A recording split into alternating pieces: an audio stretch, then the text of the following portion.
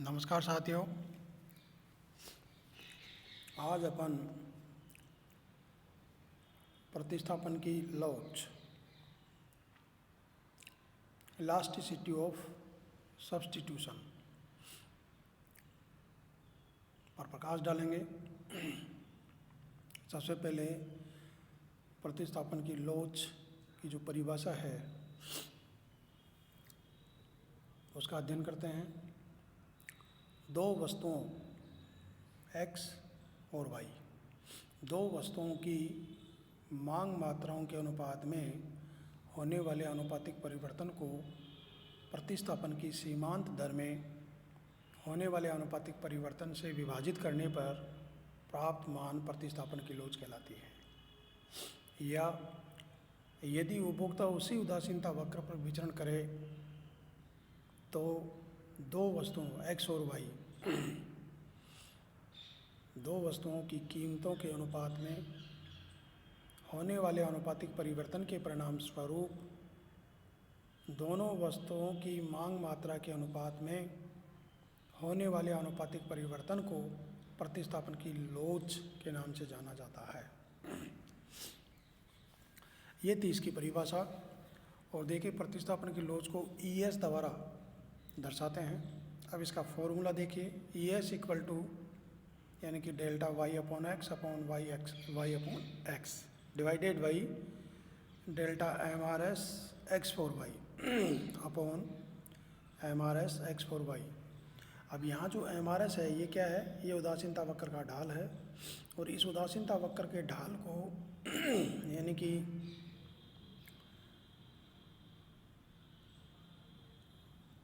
x वस्तु की सीमांत उपयोगिता और y वस्तु की सीमांत उपयोगिता के अनुपात के बराबर मानते हैं, यह अनुपात के बराबर होता है।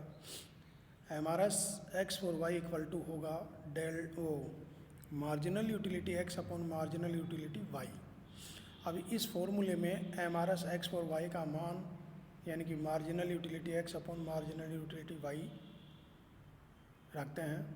तो जो समीकरण है वो इस प्रकार होगा, ES इक्वल टू होगा delta y upon x upon Y upon x divided by delta marginal utility x upon marginal utility y upon marginal utility x upon marginal utility y। यानी कि देखिए, यहाँ पर marginal utility x upon marginal utility y equal को marginal utility x upon marginal utility y को अपन budget रेखा के ढाल यानी कि px है अपॉन py के बराबर मानते हैं। अर्थात उदासीनता वक्र का ढाल साम्य की स्थिति में क्या होगा कि उदासीनता वक्र का ढाल और बजट रेखा का ढाल दोनों का क्या होगा? बराबर होगा। Marginal utility x upon marginal utility y equal to px upon py होगा। अब देखिए, यदि उपभोक्ता उसी उदासीनता वक्र पर विचरण करे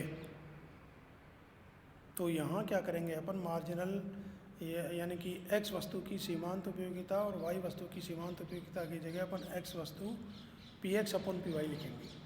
तो ES इक्वल टू हो जाएगा delta y upon x upon Y upon x divided by delta px upon py upon px upon py।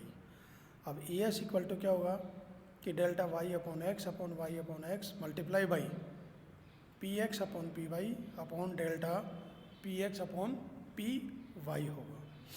और लास्ट में जाकर के ये समीकरण को अपन इस रूम में भी लिख सकते हैं, सूत्र को ES इक्वल टू हो जाएगा px upon py upon Y upon x multiply by delta y upon x upon delta px upon py। यानी ES इक्वल टू क्या होगा? दोनों वस्तुओं की मांग मात्राओं के अनुपात में होने वाला आनुपातिक परिवर्तन अपॉन दोनों वस्तुओं की कीमतों के अनुपात में होने वाला आनुपातिक परिवर्तन। ये था प्रतिस्थापन की लोच का सूत्र। और अब आप आइए यानी कि प्रतिस्थापन की लोच का मान उदासीनता वक्र की आकृति पर भी निर्भर करता है। प्रतिस्थापन की लोच का मान उदासीनता वक्र की आकृति पर भी निर्भर करता है।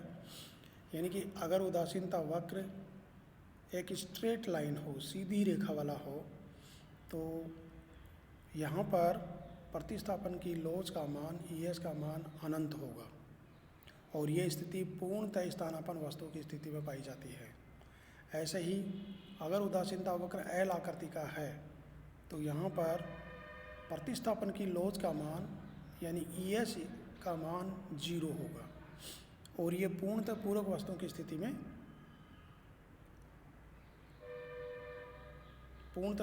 की स्थिति में उदासीनता वक्र है वो L आकृति का होगा और यहाँ पर प्रतिस्थापन की लोच का मान 0 होगा। और ये ऋणात्मक ढाल का, जब उदासीनता वक्र ऋणात्मक ढाल का हो अर्थात आयताकार अतिपरवलय की तरह का हो, तो यहाँ पर प्रतिस्थापन की लोच का मान ES इज ग्रेटर देन 0 होगा और ये स्थानापन्न वस्तुओं की स्थिति में पाया जाता है। अब इन तीनों जो डायग्राम हैं इनको अगर एक ही डायग्राम में दर्शाएं, पहले स्ट्रेट लाइन, फिर ऋणात्मक ढाल का, फिर L, तो ऐसी स्थिति में क्या होगा कि मूल बिंदु से जैसे जैसे यानी कि ऊपर वाले उदासीनता वक्र पर चलेंगे तो प्रतिस्थापन की लोच का मान है वो घटता जाएगा। ये थी आपकी प्रतिस्थापन की लोच, जिसकी अपनी परिभाषा के आधार पर एक्सप्लेन किया, इसका सूत्र स्थापित किया और यानी कि प्रतिस्थापन लोच का मान है वो विभिन्न उदासीनता वक्रों के आकृति पर निर्भर करता है, जिसका अध्ययन किया। धन्यवाद।